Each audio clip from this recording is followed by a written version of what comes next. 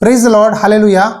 आइए आज बाइबल में से परमेश्वर का वचन मनन करेंगे। गलतियों की पुस्तक अध्याय 5 वचन 16 में इस तरह लिखा है, पर मैं कहता हूँ आत्मा के अनुसार चलो तो तुम शरीर की लालसा किसी रीति से पूरी ना करोगे।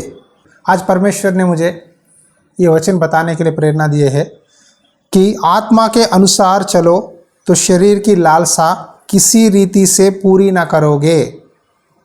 आज मसीही कहते हैं, कई लोग चर्च जाते हैं, बपतिस्मा लिए हुए हैं, प्रभु का बोझ में भाग लेते हैं, चर्च में काम करते हैं, लेकिन आत्मा के अनुसार नहीं चलते। अभी भी कई लोग शरीर की लालसा में पड़े हुए हैं। वचन में लिखा है आत्मा शरीर से और शरीर आत्मा से विरोध करता है, दोनों में कोई दोस्ती नहीं है। आत्मा कहता है कि प्रार्थना कर, पवित्र रह, प्रभु का वचन पढ़, उपवास प्रार्थना कर, चर्च जा। शरीर कहता है खा पी, घूम, एंजॉय कर, सो जा, फिल्म देख, शराब पी, नशा कर, पैसे कमा, ये शरीर कहता है। लेकिन आत्मा हर समय परमेश्वर की बातों के लिए चिंता करता है। शरीर हर समय शारीरिक बातों के लिए चिंता करता है, क्या खाए, क्या पिए, कहाँ जाए, क्या पहने, मार्केट में नया फैशन क्या है, पैसे ज़्यादा कैसे कमाए, कौन सा फिल्म देखे, कहाँ घूमे, ये शरीर की लालसा है। लेकिन परमेश्वर कहते हैं तुम आत्मा के अनुसार चलो। देखो, आज जितने लोग भी विश्वास में आए हैं, आपकी शुरुआत के दिनों में याद करोगे तो आपने प्रभु से मन्नत मानी, गवाही दी कि मैं शराब छोड़ दिया है, मैं फिल्म देखना छोड़ दिया, मैंने सीरियल देखना छोड़ दिया है, मैं संसार के रीति रिवाजों से दूर हुआ हूँ। लेकिन अब क्या वही गवाही दे सकते हैं? आज कई लोग स्मार्टफोन के आदी बन गए हैं। कई लोग नए नए ऐप्स देखते रहते हैं, हर समय अपना टाइम वेस्ट करते रहते हैं। सुबह उठते ही बिस्तर भी लेटे रहते हैं, स्मार्टफोन पकड़कर YouTube, Instagram, WhatsApp status, WhatsApp messages, हर समय इसी की चिंता में रहते हैं। किसने क्या मैसेज भेजा, किसने नया शॉट अपलोड किया, नया वीडियो अपलोड किया, संसार में क्या चल रहा है, यही बातें। लेकिन क्या आपको चिंता है परमेश्वर आज मुझसे क्या बात करेंगे वचन के द्वारा? आज जब मैं प्रार्थना करूंगा, क्या परमेश्वर मेरी प्रेयर रिक्वेस्ट का जवाब देंगे? परमेश्वर आज मेरे जीवन में कोई चमत्कार करेंगे? परमेश्वर की स्तुति कैसे करूं? परमेश्वर के करीब और कैसे जाऊं? आत्मिक चिंता नहीं है, हर समय संसार की चिंता है। इसीलिए परमेश्वर के वचन में लिखा है आत्मा शरीर का विरोध है, शरीर आत्मा का विरोध है। इन दोनों में आप किसके साइड रहेंगे, आत्मा के साइड या शरीर की साइड? आज कई लोग आत्मा से शुरुआत करते हैं विश्वासी जीवन को, धीरे धीरे शारीरिक बन जाते हैं। संसार को देखकर डरते हैं, पड़ोसियों को देखकर डरते हैं, मेहमानों को देखकर डरते हैं, हर विषय में संसार के पीछे जाते हैं। शराब पी लेते हैं, सिगरेट पी लेते हैं, गुटखा, ड्रग्स ले लेते हैं और कहते हैं कि मैं इस बंधन से बाहर नहीं आ सकता। एक भाई ने कहा, पास्टर जी मैं बहुत पैसा कमाता हूँ, लेकिन पैसा घर में नहीं रुकता, पैसा कहीं ना कहीं चले जाता है, क्योंकि वो पैसों से प्यार करते हैं। जो परमेश्वर से प्यार करता है, पैसे को कैसे इस्तेमाल करे उसको अच्छी तरह से मालूम है। देखो, आपको एक सीक्रेट बताता हूँ, जो व्यक्ति परमेश्वर को दशमास भेंट नहीं देता, उसके जीवन में कभी भी पैसे नहीं रुकते, जितना भी कमाता है चले जाता है। जो अपने पैसे में वफादार रहता है, जो परमेश्वर का भेंट परमेश्वर को देता है, ऑफरिंग, और जो बचा हुआ बाकी का पैसा है उस पैसों से अपनी देखभाल करता है, उसके जीवन में कभी भी कमी नहीं होगी। परमेश्वर उसके सारे ज़रूरतों को पूरा करेंगे। आज कई लोग पैसों के पीछे भागते हैं, शराब के पीछे, व्यभिचार के पीछे, किसी भी तरह दूसरे व्यक्ति को झूठ बोलकर, धोखा देके उसके पास से पैसा खींचते हैं। लेकिन परमेश्वर कहते हैं ये सब शारीरिक काम है। बाइबल में शरीर के कामों के बारे में लिखा है, आइए अब देखेंगे। गलतियों की पुस्तक अध्याय 5 वचन 19 में लिखा है, शरीर के काम तो प्रकट है, अर्थात व्यभिचार, गंदे काम, लुचपन, मूर्ति पूजा, टोना, बैर, झगड़ा, ईर्ष्या, क्रोध, विरोध, फूट, विधर्म, डाह, मतवालापन, लीला क्रीड़ा और इनके जैसे और काम है। इनके विषय में मैं तुमसे पहले से कह देता हूँ, जैसा पहले कहा भी चुका है कि ऐसे ऐसे काम करने वाले परमेश्वर के राज्य के वारिस ना होंगे। यहाँ बाइबल में शरीर के कामों के बारे में एक बड़ी सी लिस्ट है। उस लिस्ट में से पहली बात है कि व्यभिचार। आज कई लोग शादीशुदा है, पत्नी रहती है, बच्चे रहते हैं, फिर भी अपने नौकरी में, अपने बिजनेस में, अपने काम करने की जगहों में पराई स्त्री से बात करते हैं, मजाक करते हैं, दोस्त कहते हैं। धीरे धीरे वो दोस्ती गलत संबंध में चली जाती है, व्यभिचार करते हैं। एक दिन पकड़े जाते हैं, पति अपने बच्चों को, पत्नी को छोड़कर दूसरे औरत के साथ कहीं और भाग जाते हैं। इस तरह के कहानियाँ बहुत से लोग हमें फ़ोन करके बताते हैं कि मेरा पति गलत संबंध में है, दूसरी औरत के साथ गलत संबंध में है, गलत विचार में है, व्यभिचार करता है। कुछ लोग तो ओपनली कहते हैं अपनी पत्नी से, मैं व्यभिचार करता हूँ दूसरे स्त्री से, अगर तुझे रहना है तो रह, नहीं तो चले जाना है तो चले जा, डाइवर्स दे दे। इस तरह ओपनली बोलने वाले भी है। लेकिन परमेश्वर कहते हैं ये सब शरीर की कामें हैं। व्यभिचार, गंदे काम, यानी जवान लड़के लड़कियां शादी से पहले एक ही रूम में, रूममेट्स। पुराने दिनों में लड़के मेंस हॉस्टल, लड़कियां गर्ल्स हॉस्टल, लेकिन अब सब कंबाइंड हो गया है। लड़के लड़कियां मिलकर एक ही रूम में, एक ही हॉस्टल में रहते हैं, एक ही जगह खाते हैं, एक ही जगह सब काम करते हैं। इस तरह कई लोग शादी से पहले गंदे काम करते हैं। फॉर्निकेशन, परमेश्वर कहते हैं शादी से पहले अपने शरीर को बर्बाद मत करो। शरीर परमेश्वर ने आपको दिया है पवित्र रखने के लिए, दूसरों से व्यभिचार करने के लिए, गंदे काम करने के लिए नहीं। और तीसरी बात, लुचपन। लुचपन का मतलब यह है एक पाप की इच्छा जो बहुत आय से आपके अंदर लस्ट उत्पन्न होती है, उसे लुचपन कहते हैं। देखो बाइबल में सोलोमन राजा बहुत अमीर था, यहूदा इज़राइल का राजा था, उसे बहुत पत्नियां थी, बहुत राजाओं की बेटियों को शादी करके बहुत सारे पत्नियां हुए, फिर भी उसकी लालच कम नहीं हुई, स्त्रियों पर उसका मोह कम नहीं हुआ। बाइबल में लिखा है सोलोमन राजा को 700 पत्नियां और 300 उपपत्नियां है, मतलब 1000 स्त्रियों से संबंध है। जो व्यक्ति अपनी पत्नी के साथ रहता है उसे परिवार कहते हैं। जो व्यक्ति हर दिन, हर हफ्ता नए नए स्त्रियों के साथ पाप करते रहता है, व्यभिचार करते रहता है, उसे लुचपन कहते हैं। देखो, किसी भी अलग स्त्री से संबंध रखेगा तो उसे व्यभिचार कहते हैं।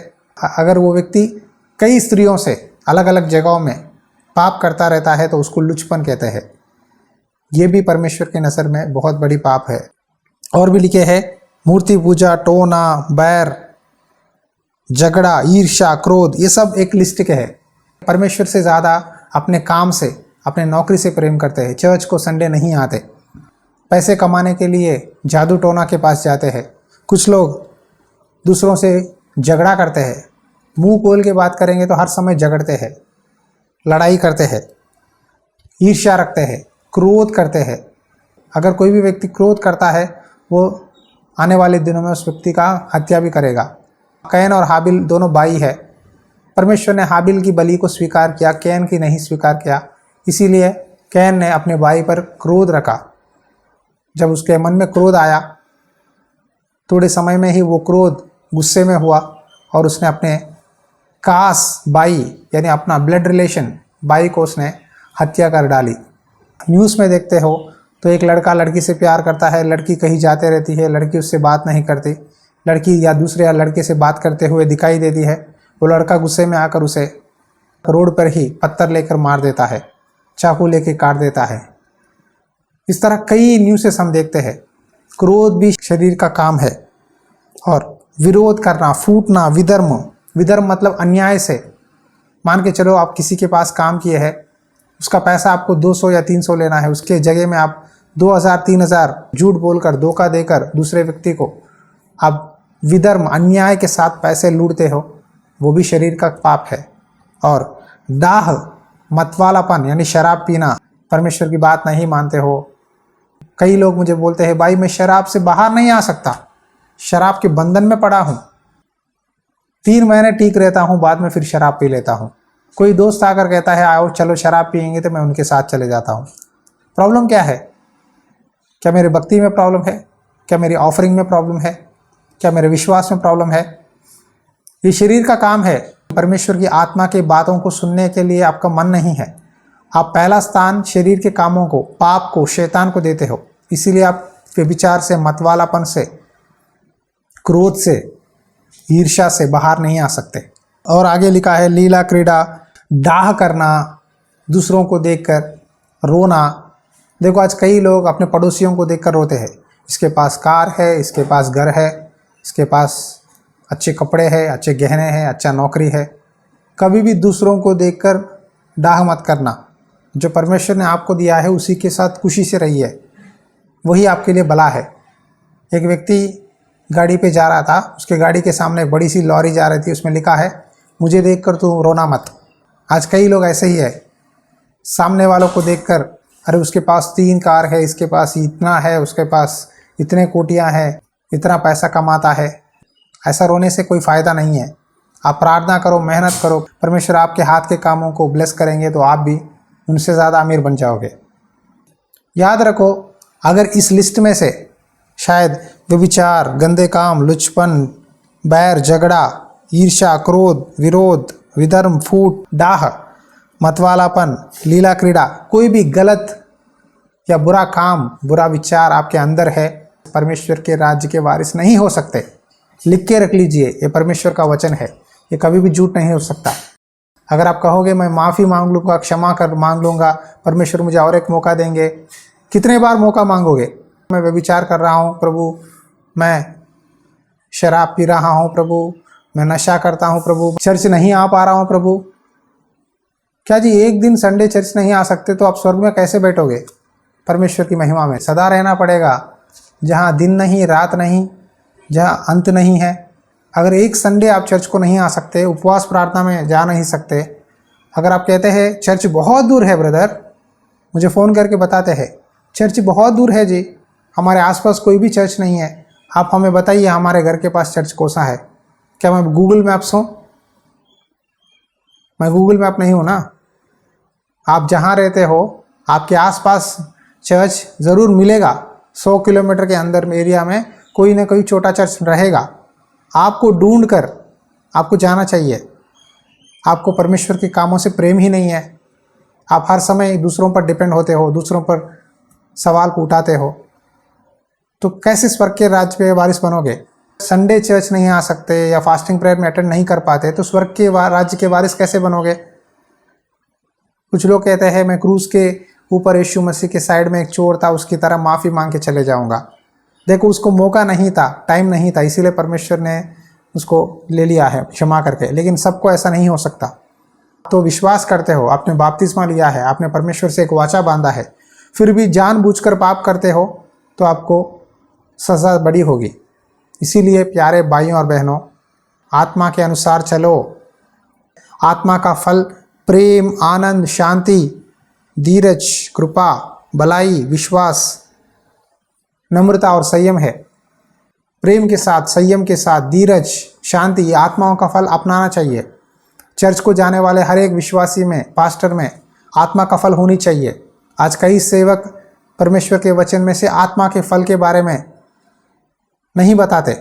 हर समय तुम्हें चंगाई चाहिए, तुम बीमारियों से पड़े हो, तुमको पैसे चाहिए, तुमको साइंस एंड वंडर्स चाहिए, मिरेकल मनी चाहिए, तुमको बच्चे चाहिए, तुमको नौकरियां चाहिए, बिजनेस चाहिए। हर समय संसार की बातों को भी बोलकर उनको अट्रैक्ट करते हैं चर्च की ओर। लेकिन कोई भी नहीं बताता आत्मा का फल प्रेम, शांति, संयम, इसे अपनाओ, इसे पाने के लिए चर्च को जाओ। कोई भी नहीं बोलता तुम शरीर के बंधनों से बाहर आना है, तुम्हें गलत काम नहीं करना चाहिए। ज़ोर से प्रेशर डाल के कोई भी पास्टर आज के दिनों में बोलने के लिए हिम्मत नहीं है। ऐसा बोलेंगे तो लोग नहीं आएंगे। लोगों को क्या चाहिए? विश्वासियों को पैसे चाहिए, चंगाई चाहिए, घर चाहिए, नौकरी चाहिए। जो उनको चाहिए अगर हम उनको बता देंगे, वही बातें बोलेंगे तो लोग आते रहेंगे। जो सच्चाई बोलेंगे, कहेंगे पाप मत कर, झूठ मत बोल, व्यभिचार मत कर, नशा मत कर, चर्च को तुझे आना पड़ेगा, तो ऐसा बोलेगा तो कोई भी परमेश्वर से प्यार नहीं करेगा। लेकिन सच बात है, पौलुस ने यही बोला है, ऐसे ऐसे काम करने वाले से परमेश्वर के राज्य के वारिस नहीं बन सकते। मसीह में प्यारे भाइयों बहनों, कैसा है आपका विश्वास? विश्वास करने के बाद भी पाप में हो, डाह करते हो, लड़ाई करते हो, झगड़े करते हो? क्या आप में व्यभिचार की सोच है, गंदे काम करते हो, लुचपन है? पवित्र आत्मा की बात सुनते हो? सुबह उठते ही हर दिन प्रार्थना करो, सुबह 1 घंटा वचन पढ़ो, शाम सोने से पहले 1 घंटा प्रार्थना करो, वचन पढ़ो, तब परमेश्वर के साथ आपका संबंध मजबूत होता रहेगा। परमेश्वर आपको अगुवाई देते रहेंगे, क्या करना है, कैसे रहना है। प्रभु यीशु मसीह ने हमें पवित्र आत्मा को देकर यहाँ से गए हैं। पवित्र आत्मा कैसे प्रार्थना करे सिखाते हैं, क्या काम करे बोलते हैं, हर विषय में हमारी गाइडेंस देते हैं। वो हमारा हेल्पर है, एडवोकेट है। जितने लोग भी आपके लिए प्रार्थना करें, आप स्वर्ग के राज्य में नहीं जा सकते जब तक आप शरीर के कामों को छोड़कर आत्मा के अनुसार चलते हो, तभी स्वर्ग के राज्य में प्रवेश कर सकते हो। यदि हम आत्मा में मरकर शरीर के कामों को करते रहेंगे तो पाप में है, मरे हुए हैं। एक पास्टर जी ने कहा, मरे हुए लोग चर्च में आके बैठे हैं। विश्वासियों ने कहा, मरे हुए लोग कैसे हैं, हम तो जिंदा है। पास्टर जी ने कहा, आप पापों में मरे हुए हो।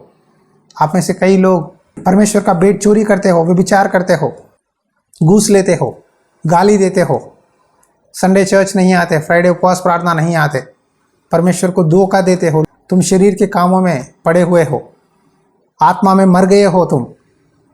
आपका आत्मिक स्थिति कैसा है? प्यारे भाइयों और बहनों, चेक कर लो। परमेश्वर इस वचन के द्वारा कोई भी गलत काम आपके जीवन में याद कर रहे हैं तो अभी इसी वक्त क्षमा मांगो। मेरे साथ इस प्रार्थना में जुड़ जाओ। मैं आपके लिए प्रार्थना करता हूँ। आप अपनी गलतियों को स्वीकार करो। जो अपने गलतियों को स्वीकार करता है वो उद्धार पाएगा। जो अपनी गलतियों को छुपाकर ऊपर दिखावा के लिए मसीही की तरह एक्टिंग करता है वो हिपोक्रेट है। वो कभी भी परमेश्वर के राज्य में जा नहीं सकता। अगर आप में पाप है, स्वीकार करो तो उद्धार पाओगे। आंखें बंद करिए, इस समय प्रार्थना करेंगे।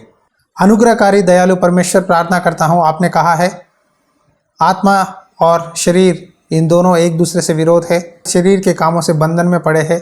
यीशु मसीह के नाम पे प्रार्थना करता हूँ, इन बंधन को तोड़ दीजिए प्रभु। उनको क्षमा कीजिए प्रभु। उनको और एक मौका दीजिए। आज से लेकर आत्मा के अनुसार चलने के लिए सहायता कर। आपने कहा है आत्मा का फल प्रेम, शांति, संयम, भलाई, धीरज, विश्वास, नम्रता पाओगे तुम आत्मा के अनुसार चलते हो।